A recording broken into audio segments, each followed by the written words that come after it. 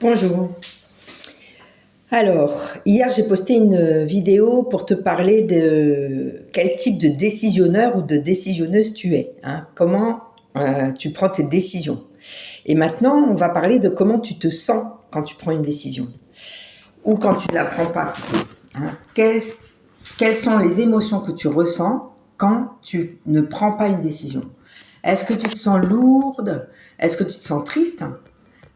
Parce que vraiment, ça t'embête, mais tu n'y arrives jamais.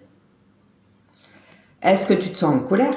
Alors, on l'a vu, en colère contre toi, du ressentiment. Hein, donc, ça rumine, t'es pas contente, t'es pas content, tu, tu te traites de tous les noms, de nul, d'incapable, etc. Et ça fait peut-être référence à ton enfance, non? À des trucs qu'on te disait quand t'étais pas capable de passer à l'action parce que t'avais la trouille. Et est-ce que tu es plutôt du type renfermé sur toi-même, à ruminer dans ton coin? Ou est-ce que tu vas en parler aux autres sans arrêt et que tu n'arrêtes pas de les bassiner avec les choses qu'il faudrait que tu fasses, mais que tu n'arrives pas à mettre en place? Donc, comment c'est pour toi, à l'intérieur de toi, comment tu te sens intérieurement quand tu n'arrives pas à prendre une décision, quand c'est bloqué dedans? Je te propose de prendre un moment, de penser à cette décision que tu n'arrives pas à prendre, à cette action que tu n'arrives pas à poser, que tu n'arrives pas à acter, et de fermer les yeux un instant, poser ta main sur ton cœur,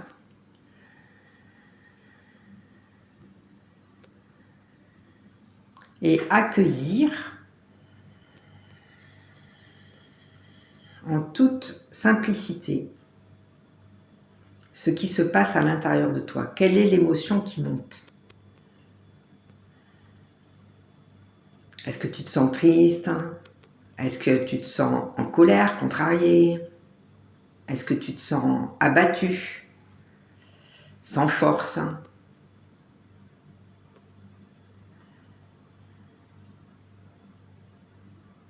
Est-ce que tu culpabilises? Est-ce que tu te sens coupable? Si tu aimes mes vidéos, pense à les liker, à t'abonner à mon compte ou à ma chaîne si tu es sur YouTube, à les partager autour de toi, à les enregistrer si elles te servent à quelque chose, comme ça tu peux y revenir régulièrement. Donc moi je suis Laurence Pujol, je suis thérapeute et sophrologue, j'accompagne des gens depuis 18 ans, enfants, adultes, adolescents, non seulement à prendre des décisions, mais à poser les actions pas à pas qui vont permettre de justement les mettre en vie, ces décisions. Parce qu'il n'y a pas de décision sans prise de risque et il n'y a pas de décision sans renoncement, sans choix à faire. Ça, c'est une évidence. Chaque fois qu'on prend une décision, on fait des choix, on fait un tri. Et du coup, on va mettre de côté certaines choses, on va les laisser tomber. Et à l'inverse, on va aller vers d'autres choses qui vont nous apporter quelque chose qu'on n'a pas. Donc, c'est important ma petite astuce du jour, c'est que pour prendre une décision, fais la liste de tout ce que cette décision, une fois que tu l'auras prise et mise en action, va t'apporter.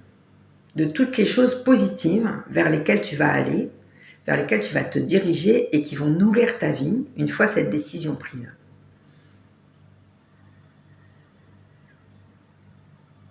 Prends le temps de noter tout ça, mets-le-moi en commentaire, fais-moi ta petite liste de choses positives une fois que tu auras posé ta décision et que tu seras passé à l'action.